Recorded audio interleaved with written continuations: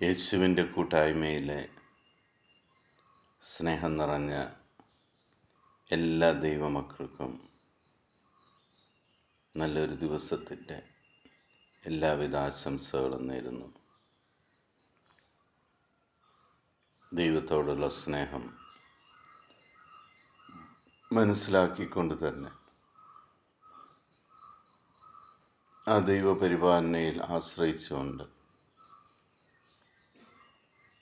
രാവിലെ തന്നെ ദൈവവചനം കണ്ടുകൊണ്ടും വായിച്ചുകൊണ്ടും ശ്രവിച്ചുകൊണ്ടും ദൈവസന്നിധിയിൽ ആയിരിക്കുവാനും ദൈവാനുഗ്രഹത്തിൻ്റെ ഒരു നല്ലൊരു ദിവസം നമുക്ക് ലഭിക്കുവാനും ദൈവം നമ്മളെല്ലാവരെയും അനുഗ്രഹിക്കട്ടെ എന്ന് പ്രാർത്ഥിക്കുന്നു. ഇന്ന് നമ്മൾ ശ്രവിക്കുന്ന തിരുവചന ഭാഗം നിയമാവർത്തന പുസ്തകം 29-ാം അധ്യായം 9-ാം തിരുവചനം.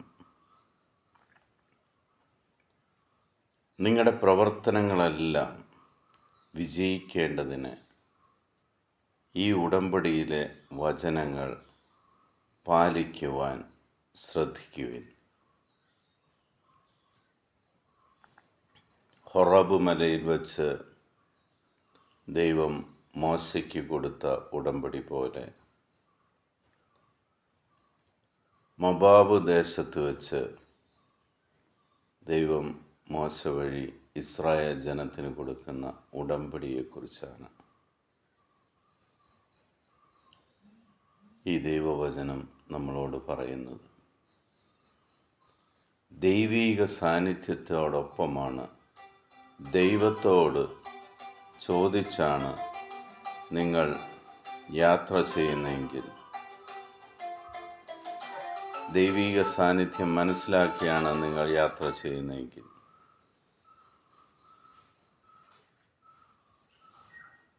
ദൈവം നമ്മുടെ എല്ലാ പ്രവൃത്തികളും വിജയകരമാക്കി മാറ്റും. ദൈവം നമ്മളോട് പറഞ്ഞിരിക്കുന്ന കാര്യങ്ങൾ അനുസരിച്ചാണ് നമ്മൾ ജീവിക്കുന്നതെങ്കിൽ നമ്മുടെ ജീവിതം വിജയകരമാകും.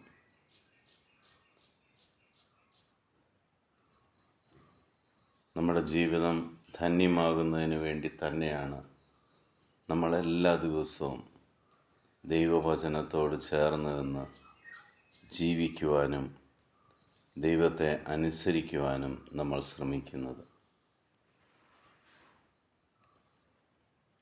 ആ നിങ്ങളുടെ ശ്രമങ്ങൾ ദൈവാനുഗ്രഹങ്ങളായി മാറട്ടെ എന്ന് പ്രാർത്ഥിക്കുന്നു. പിതാവായ ദൈവത്തിൻ്റെയും പുത്രനായ യേശുക്രിസ്തുവിൻ്റെയും പരിശുദ്ധാത്മാവിൻ്റെയും കൃപയും അനുഗ്രഹവും സമാധാനവും എപ്പോഴും നിങ്ങളുടെ മേലുണ്ടായിരിക്കട്ടെ. ഈ നിമിഷം ലോകത്തിലെ 800 കോടിയിലധികം വരുന്ന എല്ലാ ദൈവമക്കളെയും നമുക്ക് ദൈവസന്നിധിയിലേക്ക് കൊണ്ടുവരാം. അവരെല്ലാം ദൈവം സമൃദ്ധമായിട്ട് അനുഗ്രഹിക്കട്ടെ എന്ന് പ്രാർത്ഥിക്കുന്നു. ദർശനങ്ങളാലും അടയാളങ്ങളാലും അനുഗ്രഹങ്ങളാലും ദൈവം അവരുടെ ഇടയിലേക്ക് കടന്നു ചെല്ലട്ടെ. യേശുക്രിസ്തു ഏക രക്ഷകനാണെന്ന് അവരും മനസ്സിലാക്കി ദൈവാനുഗ്രഹം നേടുവാൻ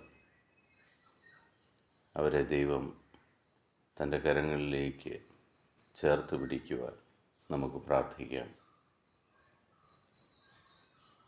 സ്നേഹനിധിയായ കർത്താവിൻ്റെ സമാധാനം ഞാൻ നിങ്ങൾക്ക് നൽകുന്നു. ഈശോ മിശിഹായ്ക്ക് സ്തുതിയായിരിക്കട്ടെ.